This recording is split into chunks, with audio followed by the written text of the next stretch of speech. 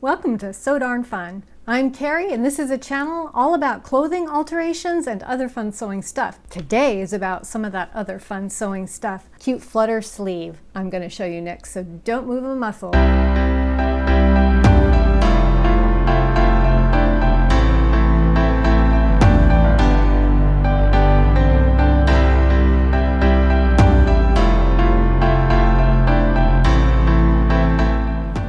So excited to bring you this video. This top was originally one that I saw on a recent trip to Denmark. I was able to measure the sleeve so that I could get exact dimensions, and finally I was able to replicate it. It is just the cutest thing. Absolutely adorable. Before we get on with the video, I'd like to ask you to give me a thumbs up and subscribe if you find any information in this video useful to you. And also right next to that subscribe button, there's this little bell. If you just click that on, then YouTube will notify you when I have other videos coming out. I don't barrage my channel with new videos all the time, so you won't be overloaded, I promise. So let's get on with this. You're going to be asking me, Carrie, how come you're showing me this cute little flutter sleeve when the cold months are coming? I want you to know I have that taken care of. Watch to the end of the video. You'll see a couple versions of this top and you'll see how you can still wear this style in the colder winter months. First, you need to have a knit sleeve pattern. So whatever your favorite knit top is, one that you know fits, grab the regular knit sleeve. There's no gathering up here, it's just a set-in sleeve. This is what we're starting with.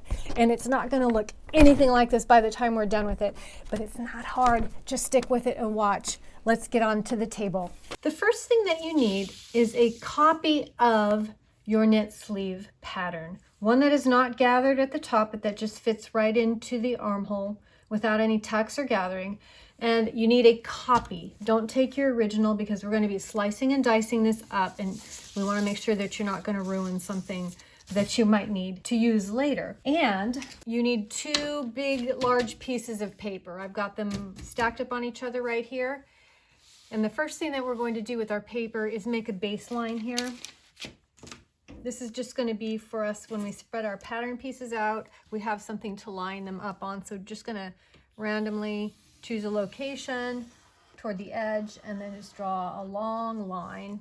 Then before we get to the pattern, let's go ahead and set this up more. And somewhere in the middle of that line, go ahead and take our Sharpie and make a perpendicular line. Straight line up there. And I'm making that darker so that we know exactly where the center is. Then we're going to make some penciled lines at 1-inch intervals. This part is not absolutely necessary. I would say your line at the bottom is, but these little lines are just going to make it easier when we slice and we spread our pattern so that we don't have to measure each individual strip of pattern piece.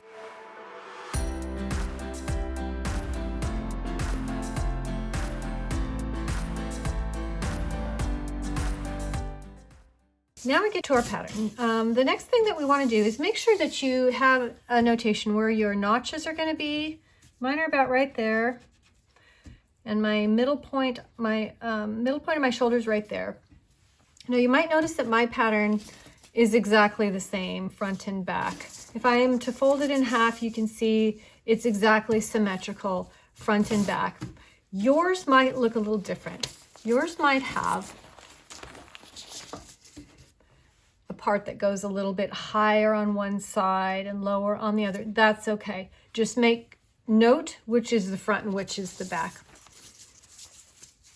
Then we don't need this whole sleeve length. We only need part of it. So we're going to cut it off. I've measured 5 5/8 inches down from the underarm seam on both sides here. I've already made my marks. So I'm just going to draw straight across. Now 5 5/8 inch for the under portion of the arm is what I need for my finished pattern piece. This allows me a 3/4 inch turn under for a hem and a 3/8 inch seam allowance.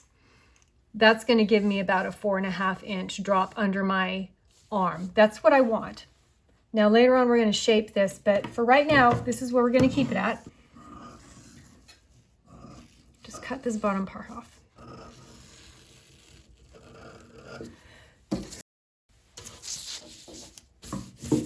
Next, we want to figure how far we want to spread our pattern. Now, The sleeve that I measured, I couldn't measure the top because it was gathered and there's no way that you can get that measurement. I did measure the bottom, which was 37 inches of a finished sleeve. The top, I'm just going to have to go by standard procedure for clothing. For women's clothing is 1.5 to 2 times the length of something to get a gather. So my sleeve from this point to this point is 18 inches. I want to increase this 150%, which means that I'm going to take my 18 inches, I'm going to divide it in half to get that number, and that number is going to be 9. So I want to add 9 inches. So that's adding 50% of the original width. So you take your sleeve measurement, divide it in half, and whatever that number is, just increase that, and then you'll know how much you need to spread it. So if your sleeve was 20 inches, divide that in half, that's 10. You want to increase it by 10 inches. So the process here, I'm going to start drawing some lines. We're just going to widen the entire sleeve at this point. I'm making 1-inch intervals, and I know that I need 1 line in the middle and 4 lines to each side to make 9 lines. And then I can slash this pattern and spread it 9 inches, 1 inch at each break, 1 inch at each slash. Don't let it throw you off that you've got all these nice, neat spaces, and then all of a sudden you've got it maybe flared out a little bit on the side. Doesn't matter. Now we're going to cut all these. Then you're going to know why we have this nice baseline.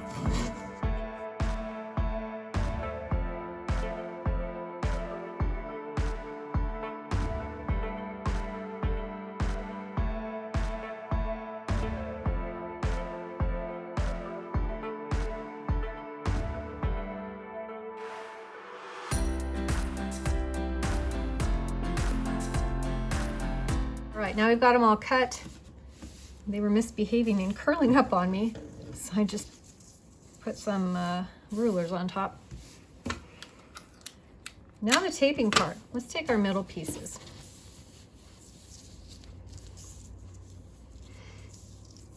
These are the middle pieces, and I do have this middle line right here, but I only need 1 inch between. So I'm going to designate one to lie along the middle of it, lining up the bottom here, right here. Tape it there. Spread it out, and then tape the top. Okay, we're going to do this to all the pieces using the lines that you previously drew on the paper, if you previously drew them, and then just tape them on. If you didn't draw lines, have that baseline and then measure with the ruler 1 inch here and 1 inch here, top and bottom.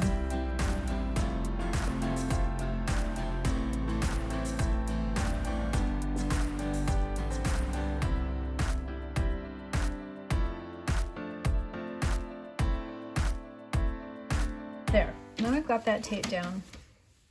Now we can see this is going to be the shape of what we're going to need to draw right now, and we've got low points and high points, low points and high points. So I'm going to draw a line, kind of evening these out using my French curve. If you don't have a French curve, you can freehand it, absolutely. And I think that the points that I'm going to use, I'm going to use these high points. I think you can choose whatever you want. I'm going to use the high points.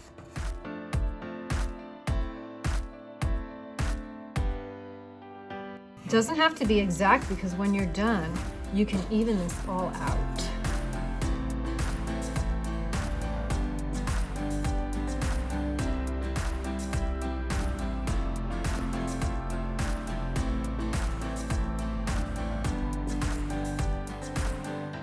Here's what we have.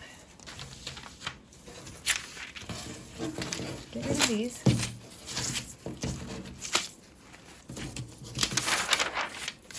There's our new pattern shape. You can see how wide the sleeve is now on this upper edge. This is all going to be gathered. Again, my notches are going to be about here This will all be gathered up here, creating that nice fullness in the top of the sleeve. Now what we're going to focus on is this bottom edge. The measurement from the sleeve that I took was 37 inches. So I know that I need to make this 37 inches. Now, if you have a sleeve that isn't within the sizing that I'm working with right now, and you think that it needs to be bigger, smaller, the percentage that the increase on the bottom was approximately 340%. So take your bottom measurement and multiply it by 3.4, and that will give you what your total measurement should be.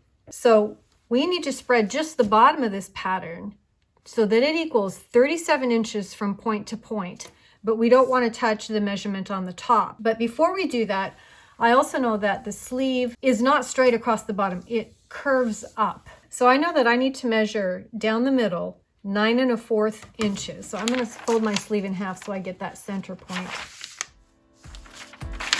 right here. Here's the center. And I need to measure down 9 1/4 inches. So now I need to draw a curve, and so that it's symmetrical, I'm going to go ahead and fold my pattern in half.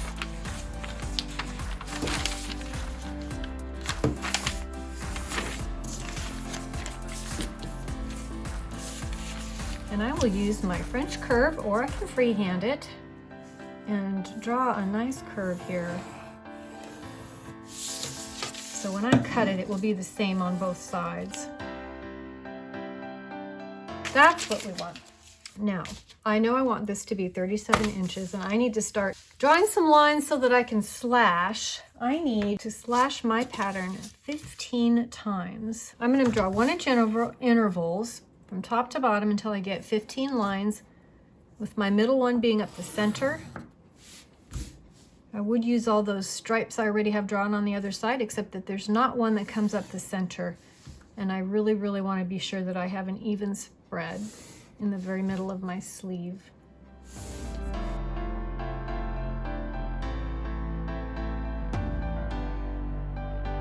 Now I'm going to slash from the bottom of my sleeve up to the top, but I'm not going to cut all the way to the top. I will go to, but not through, that uppermost point, because I need to leave some paper attached so that it makes like a little tiny hinge. Now these papers are probably going to want to flop all over the place, so we'll try to keep them neat.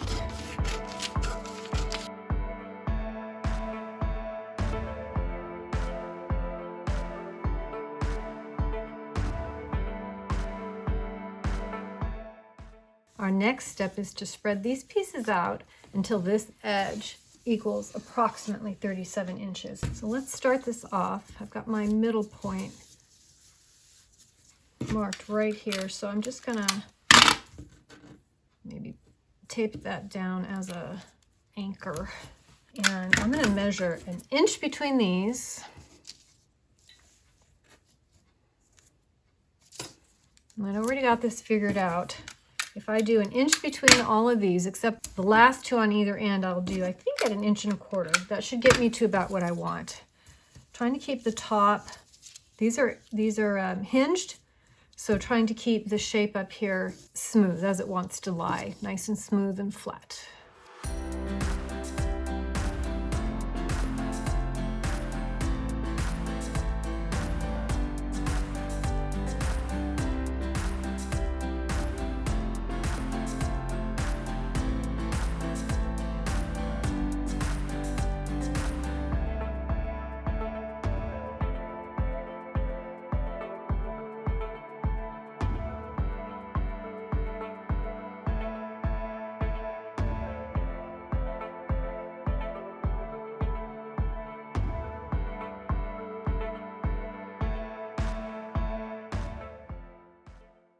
That's pretty close. You can fold this in half and just kind of tidy it up and neaten it up so that's exactly the same, the front and the back on the hem. And then if you have the type of sleeve where one of these is up higher than the other, just leave it like that and notate which is the front, which is the back. You'll have their little notches here. My notches right about there. My center. And it looks pretty funny, but that's it.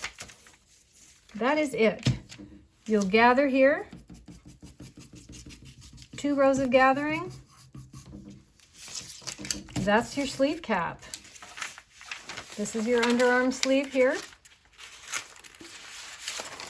So I told you if you stick around, I would show you how you could wear this sleeve style in the colder winter months. So here you see 2 different tops. Both of them have flutter sleeves. And here's the one I originally showed you at the beginning, but you see that it has got a black long sleeve made from my original knit sleeve pattern that is unchanged. And I have snapped it in. Snaps, people. It was made to go under this black one with snaps that snap in all around the armhole. And I decided when I made this cranberry colored one to put a black neckband on it and to be able to make the sleeves from my black top work with this one too. So it actually kind of has a layered look. And so the sleeves cover your arms. You can take them off for the summertime and put them on in colder months, and you can still wear this really cute style. Now, after I sewed in lots of snaps, I think I have about 10 around each sleeve, I got the brilliant idea, you know, hindsight is 2020, that maybe a lightweight separating zipper would have been easier to sew in, and maybe it wouldn't be uncomfortable. I didn't have one on hand, but it's something that I'm going to try for a future version of the top. But I think that this looks great. I think it's totally doable. I love the idea that it's versatile, that I don't have to pack this top away just because it's wintertime. I hope you found something valuable in this video, and let me know if you try it out. I love, love, love this top, and I'm so glad that I finally got the opportunity to make it. Please remember to like and subscribe, and thank you so much for watching my video. I'll see you next time.